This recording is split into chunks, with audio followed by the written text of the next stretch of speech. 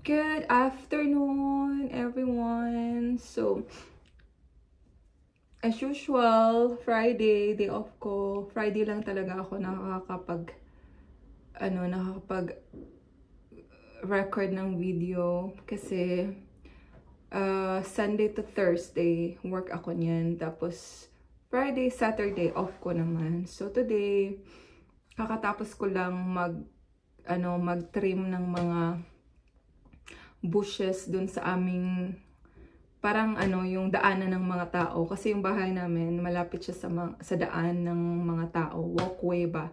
So responsibility namin na i-trim yung mga bushes doon, kasi medyo na siya pag dumadaan ka, parang nasasagi ka na ng mga bushes. So tinrim ko siya, pero hindi naman ganun kadami yung ititrim. Tapos, ngayon, nag-relax lang ako kasi pagod ako. Napagod ako sa pagtetrim. Kasi, sabi ng asawa ko, itapon mo lang yung mga pinag-cut mo, dun lang din sa mga bushes. Kasi, dito sa Denmark kasi, kailangan kung magtatapon ka ng mga garden garbage or garden bushes, kailangan mo siyang ilagay sa particular na lalagyan, yung Heo-Afal post, yung paper bag. Wala na kami na, naubusan na kami kasi 2 weeks ago nag-trim din kami ng aming garden. Wala na akong time pumunta ng shop.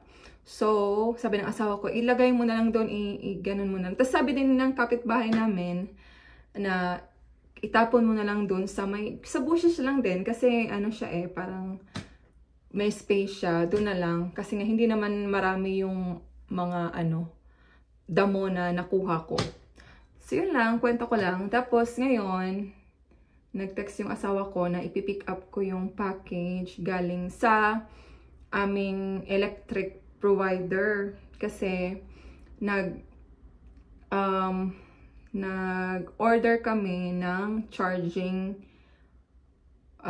plugs. Ano ba yan? Charging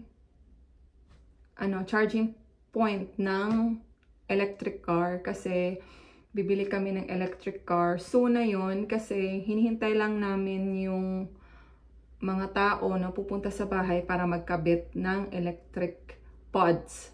So, sabi ng company, within 10 days, makakabit na. So, in-order lang namin yun 3 days ago. Tapos ngayon, dumating na yung pinaka-charging pads. Tapos, pipick upin ko siya ngayon doon. Dito lang malapit sa amin. Lalakad lang ako. Mga 200 meters malapit dito. Tapos, kakabit na yung yung charging point. Hindi pa namin alam kung kailan, kasi tatawagan pa kami, di-discuss pa kami kung anong petsa, anong time, anong araw. For sure yan, Friday ko yan, itataon ko yan na Friday, kasi day off ko ng Friday. Tapos Sabado, hindi naman sila nagkakabit ng Sabado. Sana hopefully, bago matapos yung July, nakabit na, tapos para makabili na kami ng car.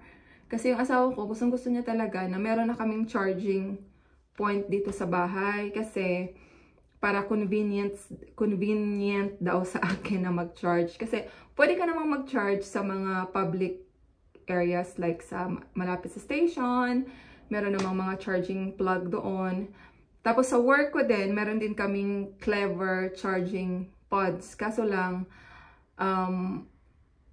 puno siya palagi. Every day, pag dumadaan ako doon, puno talaga siya. Kasi ang pasok ko kasi 10 AM. Tapos yung mga pumapasok sa office, tapos 8 AM. So talagang puno na talaga siya. So sabi ng asawa ko, hindi siya maganda. Kaya kailangan namin ng own charging point. So, ngayon, pipick upin natin yung package. Tara! Samahan niyo ako. Pakita ko sa inyo yung aking garden. Kasi, ang lalaki na ng mga tanim ko. Tinanim namin yun March, actually. March katapusan. Tapos, ang laki-laki na nila. Tingnan natin. Tara. Lang pala ako sa bahay today kasi yung asawa ko may trabaho pag Friday.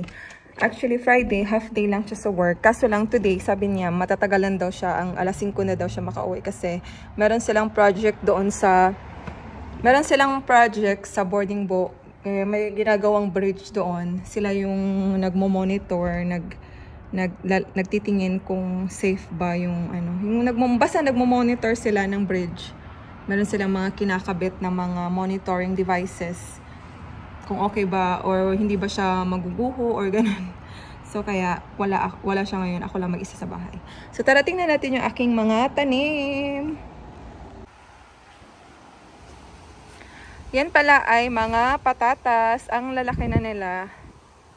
Tapos yun naman din patatas. Tapos sa kabila is mga ano to, tawag nito? Cabbages. Mga cabbages yan. Tapos dalawa lang yung nabuhay ko na mga tomato. Dalawa lang. Dito din, dalawang cabbage. Actually si Tibor ang naglagay niyan.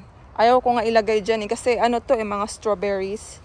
Mga strawberries ko, ang dami ko nang na-harvest dyan. Kaso lang, konti na lang yung natira. Ayan, konti na lang yung natitira. Ang tamis pa niya guys, kasi nga Danish, ano siya, Danish strawberry. Ayan.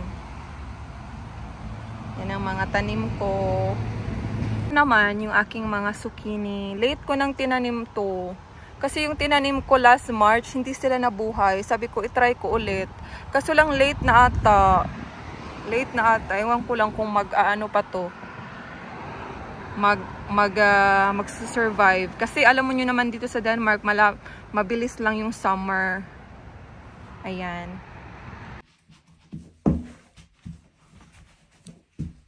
Hi guys! So, ito na yung package na sinasabi ko. Pauwi na ako ng bahay. Ang init. Kanina umuulan. Ngayon, init na naman. Ay! Napagod ako. Ay! Ang init pa. Ito na yung package. Akala ko ang laki. Maliit lang pala. I-unbox nga natin. Hindi na natin hintayin si Tibor. I-unbox na natin ngayon na. Tingnan natin. I-unbox na natin to. Excited ako kasi magkakaroon na kami ng electric car. Hindi ko talaga inaasahan na alam mo yun. Wala pa naman, pero nandun na tayo kasi nga, ito na yun. Bumili na kami ng charging pods. Ito pala siya. Ang tawag pala ng charging ano namin is Zaptec. Excited! Open natin. Kasi meron siyang ano parang excited ako. Oh my God! Ito siya guys. Oh my God! Ayan! Ito siya. Zaptec ang pangalan. A charger for all electric cars to power your journey. Asphalt black. Okay! Oh my God! Oh my God! Oh my God! Ayan siya. Tapos, ang galing pa nitong charger na to, kasi nga, meron tong app na makikita mo yung usage mo, makikita mo yung car, details kung ilang percent na ng battery, tapos maano mo siya, makokontrol mo dun sa app kung i-stop mo na yung charger. Kunyari, mag-charge ka ng hapon or gabi, tapos ita-timer mo lang doon, kunyari, 8 hours, i-charge mo siya. Tapos, automatic din siya, magsa-stop ng 8 hours. Ang galing nga eh.